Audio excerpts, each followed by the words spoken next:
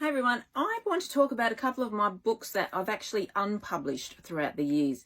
And as an author, it's something that you may end up coming across. It's like with every book, you start writing and you just get better. And then you look back at the original books and you think, that's a bit crap. Maybe I should rewrite it. Maybe I should do it. Maybe I should unpublish it.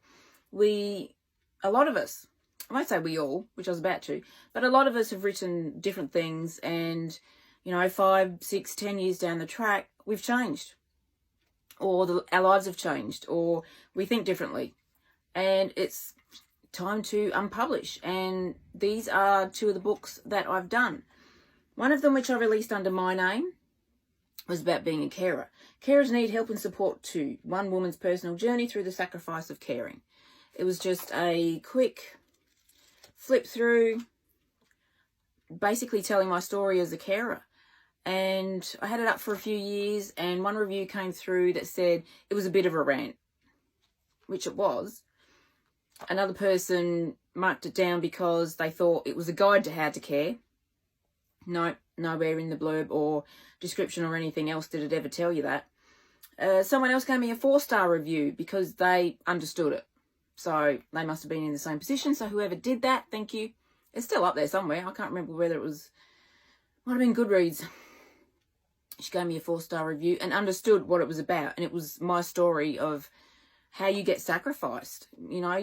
For everyone who has taken over the care of a parent, a partner, or who has to care for a child that is disabled in some way, that comes into this world, you realise that your life is no longer the way it was. You can no longer go out and just do what you want, hook up with friends, go out for coffees. Your life becomes about the person who has to be looked after, and you end up feeling sacrificed, which is why I use the sacrifice in the subtitle. So after about 6 years, I unpublished it and just didn't feel that it was right for me at the time I unpublished.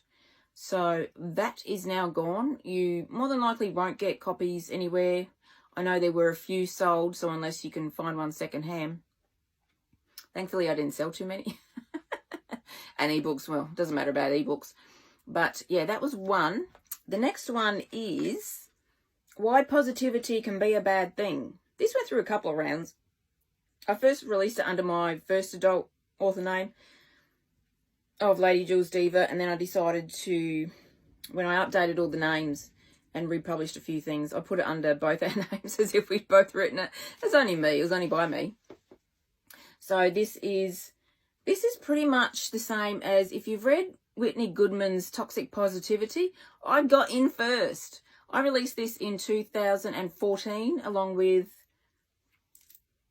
I released a few non-fics at the time, and my 4th novel, and it was about the positivity that was going around and how it was just shitty, and how people were constantly attacking those who weren't being positive.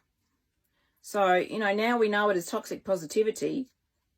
Back then I didn't realise that's what it was called, but some of the chapters, one's called positivity, one's called negativity, the next one's called mixed messages. There was a lot of mixed messages at the time where people would say, oh, we don't want our children being sexualised. But then they'd look at Beyonce or Rihanna or whoever who was taking all their gear off going, oh, but she's a woman, she's an adult, she can do what she wants. And it's like, well, hang on, they're the women you're putting on a pedestal to be a hero or a role model for your children, but you don't want your children sexualised. That was a mixed message, and it's quite hypocritical. So I was ahead of the time talking about toxic positivity, and the rest of the chapters were right, wrong, MYOFB, and LYOL, putting it out there. Now, this actually came off a blog post that I started, which was called Just Putting It Out There, Our Positive Karmic Imprints on the World, which I started with my original author blog of Bitchfest, and then Bitchfest Love Fest. I went through a few names, and it came about because of what one of my followers had said. And yeah, just maybe I should re-release this or give it away for free as a ebook with my newsletter or something. Because if you've read Toxic Positivity by Whitney Goodman, which I have done recently and just went back over it and I forgot to check something. But yeah, it's just about that, and it was my thoughts on everything. Weirdly, when I unpublished it, that's not what it was all about. Not what life was all about. But strangely, in the last year or two, especially during COVID, toxic positivity has come back and forth.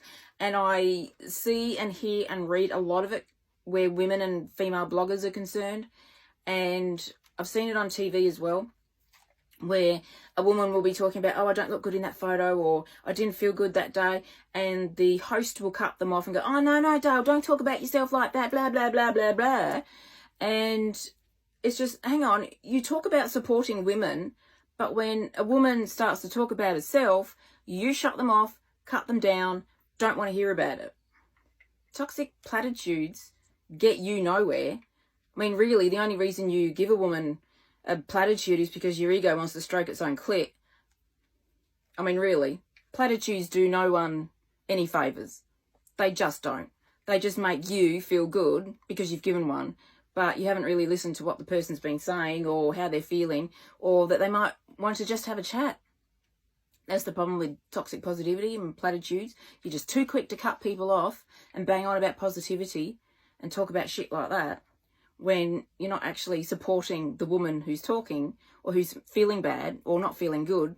I could go on about this all day, but yeah. See, there was another thing where it led to bloggers used to bang on about, oh, girls, don't talk about your stretch marks and don't talk about this and don't talk about that and don't talk down to yourself and blah, blah, blah, and make yourself feel good. Must have been a backlash, because a few years later, it wasn't even a few years, it wasn't even about like 18 months later, they suddenly did a sidestep and go, oh, girls, it's okay to give yourself permission to have a bad day. And it's like, bitch, please, I don't need to give myself permission. I sure as fuck don't need you telling me that I need to give myself permission. If I want to have a bad day, I'll have a bad fucking day because I'm a fucking adult. Again, I could go on, but I've seen this shit after following bloggers for years. And I got sick of it 10 years ago, and I'm still sick of it now, and women need to grow the fuck up. Which isn't helpful since I'm a woman and I'm talking to you guys. But seriously, if you give out platitudes like lollies, stop. It does no one any favours except to make you feel good. Not what I was talking about this for. I'm publishing books. If you're an author and you don't feel like something that you've written is any good anymore for this period in your life, unpublish and just pop them away. You know, you'll have a reminder in book form if you've published them in print. And you can go, hey, here's on the bookshelf, got another book. It's just not available at the moment. So that's how to be, carers need help and support too, and why positivity can be a bad thing. It can be. Not available anywhere because I'm published. So it's just 2 more books by me.